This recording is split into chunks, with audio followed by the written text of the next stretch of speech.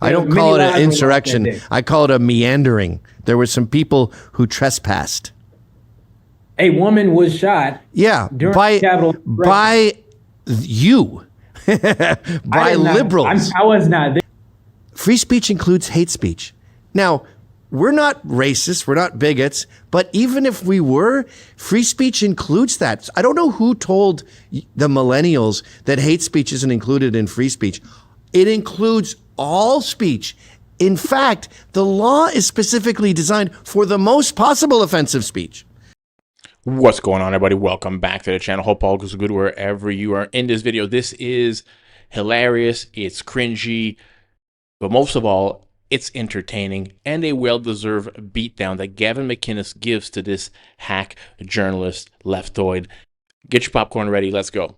Okay, 10-4. First and foremost, thank you for joining us. First question is, what was the conversation as far as coming up with the roaster? How did you guys have any conversation with Uncensored America as they were coming up with the idea? Yeah, they said, I've done a couple talks with Uncensored. We tried to do one at Penn State with Alex Stein, and the students went insane and spat on Alex, attacked the few conservatives who showed up, and then we needed a police escort to get out of there. There's a mob of 500 lunatic college students. So I work with these guys regularly, and they said, do you want to do a comedy show at University of South Carolina with Milo? And I said, sure. And then on their own, they came up with the nomenclature Kamala and the roast concept, but it won't exactly be like the classic roast you see in Comedy Central. We're just going to make fun of what could be the worst president in American history. And I guess one of the big questions is the nature of how this was rolled out. Obviously, this was presented to students by and large through email via flyer. With that being the case, this is obviously going to be something that draws a lot of attention, that draws a lot of controversy because of the name title. And then we get to the conversation of First Amendments. But do you feel in any way that this is going to, I guess, incite any violence in this scenario? Why would it incite violence to make a rude pun? Do you know what you guys have done to Trump over the past 8 years with your constant chopping off his head and making him look like a pointing guns to his head in comics and the cover of Time magazine where he's Zeke Heiling and constant death threats? I don't know. If you're looking for violence, you're looking on the wrong side of the political spectrum. The left are the violent ones. They burnt down this country for 2 years straight. We had one riot on January 6th. The left has had nothing but riots for 2 years. But that riot that you're referencing, as far as a Capitol insurrection, I'm imagining, is that correct? Yes. I don't call it an insurrection. I call it a meandering. There were some people who trespassed. Well, people died as a result of that. Who died? People were shot. Who was shot? A woman was shot. Yeah, by you, by liberals. I was not there, sir, so I didn't shoot. By a liberal cop, by the state. The only people who died that day were patriots, and they were murdered by the authorities. One woman was trampled to death, and one woman was shot in the neck. So I'm talking about how we're not violent, and then your example is, well, you got shot in the neck. Sounds pretty violent to me. But I guess my point in that is that there was a storming, a infiltration of the U.S. Capitol. Where they stayed within the velvet ropes. I don't think storming is the word. They took some comedic selfies. One guy walked out carrying a podium going like that. Run through a building. Is that not forcibly entering a building? Yeah. How about the death and destruction for 2 years from BLM and Antifa? Did you ever report on that? Did you think that was fiery but peaceful? What death and we're focusing on the topic of safety as far as this specific event is concerned. Well, I hope I don't get shot in the neck if that's what you're asking. That's one of my goals. Every time they talk about these things, they talk about violence, and the violence is always perpetrated against the speakers. Like there was at the Penn State thing, there was pepper spray, but it was conservatives getting pepper sprayed by radical leftists. So if there's any violence at that thing, it's going to be directed towards me. I did a talk at NYU. The only person who got hurt was me getting pepper sprayed. Yeah, the BLM riots, I'm going to give you my thoughts at the end of the video, were exponentially worse. Over $3 billion in damages, 25 to 30 deaths. And I will explain to you why the BLM riots actually had a lasting impact and a lasting change on our society. Let's get back to Gavin McInnes schooling this fellow. So in the event that let's talk about the First Amendment, right? Because I think that is one of the big controversial topics that people against the Proud Boys organization have been touting for the past week. What is your position as far as the university's stance saying that, hey, they are well within their rights to have whoever they want come to the student union building for whatever event they choose? Yeah, you said the Proud Boys organization, and I said I'm suing you for calling them a white supremacist organization. It's a multiracial organization with blacks and Jews and gays. There's nothing white supremacist about the club. Is neo-fascism what you would describe the organization as? No, that's a dumb made-up lefty word. Neo-fascist, like new fascist? What the f does that mean? What is a neo-fascist? Not classified as a neo-fascist organization. That's the question I'm asking you. That's a juvenile, silly way to describe anything. What, like, is there even a neo-fascist organization in all of America? Like, I guess there's the Aryan Brotherhood in prison. They're white supremacists. Are you not listed on websites as a neo-fascist organization? I'm listed by the SPLC as a hate group, which is why I'm suing the SPLC in a well-advertised lawsuit that you can look up, suing them for $2.5 million because of that lie. By the way, the SPLC and the ADL, you know who they classify as hate groups? They classify pro-life organizations. They classify plenty of Muslim organizations. They classify basically every Christian conservative in the country. They think Christian nationalism is white supremacy. But to get back to your earlier question about free speech, I believe free speech is well defined in the Constitution, and it is all speech. The only speech that should be censored, monitored, is direct threats of violence that are plausible. So if I sit here and I say, I'm going to the Dalai Lama, that's fine. That's ridiculous. It's not happening.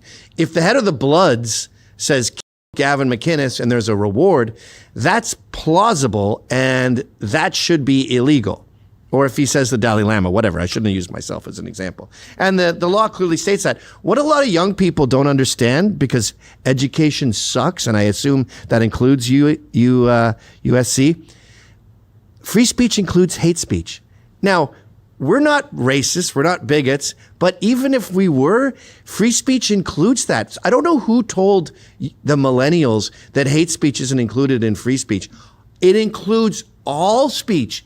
In fact, the law is specifically designed for the most possible offensive speech. I would consider the most offensive speech possible would be someone defending pedophilia. That, to me, is the most offensive thing imaginable. That's allowed. That's part of free speech. Sorry.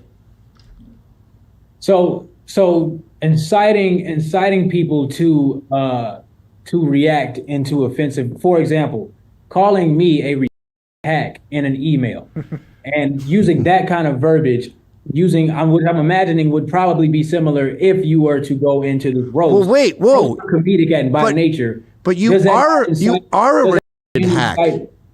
I'm just speaking facts. These are, I guess you'd call them hate facts. But if you call the Proud Boys white supremacists, you're a retard. You have to be a medical official to call me and for that to be a justified cause. You are not, to my knowledge. I think you should be mad at nature. I don't understand why I'm the bad guy because you're. No, I'm again, you're not a medical professional. You have no position to call me. Oh, you don't need to be a medical professional to spot a. You just have to see them say things like Proud Boys are white supremacists, and you go, oh, this guy is terrible at his job. He calls himself an investigative journalist. He probably thinks hate speech isn't included in free speech, and he thinks that two guys doing a comedy show is somehow inciting violence. And by the way, for the record, you can also look this up, investigative journalists. It's perfectly legitimate to yell fire in a crowded theater. That's another myth that millennials don't seem to understand. What is your hope when you bring the attention to this at USC's campus on the 18th? What are you hoping that comes out of the event? I would hope that these young people realize how often they're being lied to by people like you, by the media. I don't think that young people hate the media enough. I think you guys are, 90% of you are totally incompetent. You're terrible you can't even spell names right. You always get names wrong. And you lie to these people. You're basically just working for the Kamala Harris campaign. You wouldn't be doing this if it was a Trump roast. You wouldn't even write about it. It would go right over your head. But because you basically work for Kamala, you're out here attacking anyone who insults Queen Bey. She's beyond. I wish she was. That would be a step up. She's like, you look into her eyes, it's like looking in the eyes of a dead goat. I don't think anything goes on behind her eyes at all. Anything else that we're missing that you would like to speak on for the topic before we wrap here? Yeah, I would say try to get away from race. Racity race. It definitely was an issue and worth discussing a lot in the 60s. Up until MLK's assassination.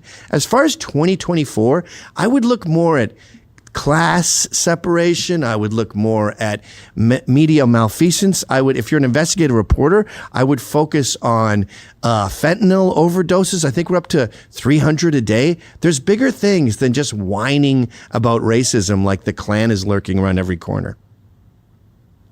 So, in my final question here, is there any ounce of racism, any ounce of prejudicial position as it pertains to Kamala Harris, as it pertains to anything prejudicial that the Proud Boys stand for?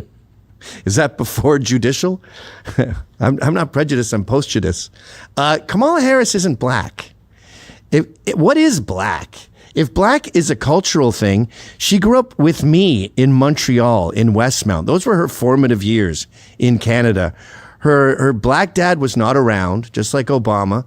She grew up with an Indian mother. My question is, knowing that this offends marginalized and minority communities. Marginalized? What a juvenile term.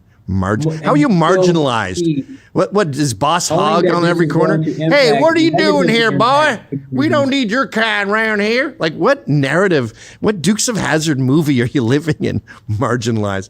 I don't care if me mocking the Canadian president, Kamala Harris, offends marginalized people. Why would I care? Mr. McInnes, if you have anything else to say, go for it. Otherwise, I want to thank you for your time, and I think we can wrap here. I want to thank you. It's been a great talk.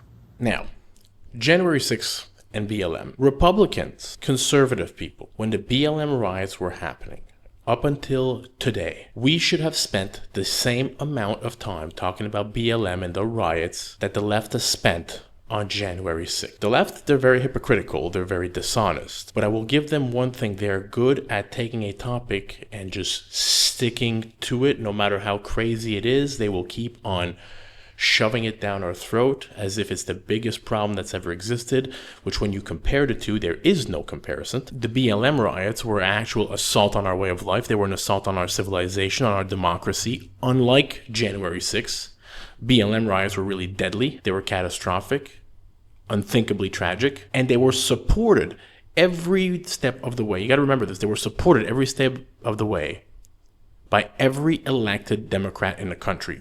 Explicitly. The BLM riots result in, what was it, 25 deaths, 30 deaths, $3 billion, I think it was, of damages across the country. They sparked a crime surge that lasted years, still going on now until Trump got elected in California, right? All the looting, now you were allowed to loot up to $900 or $999 you could loot. That's where that came from.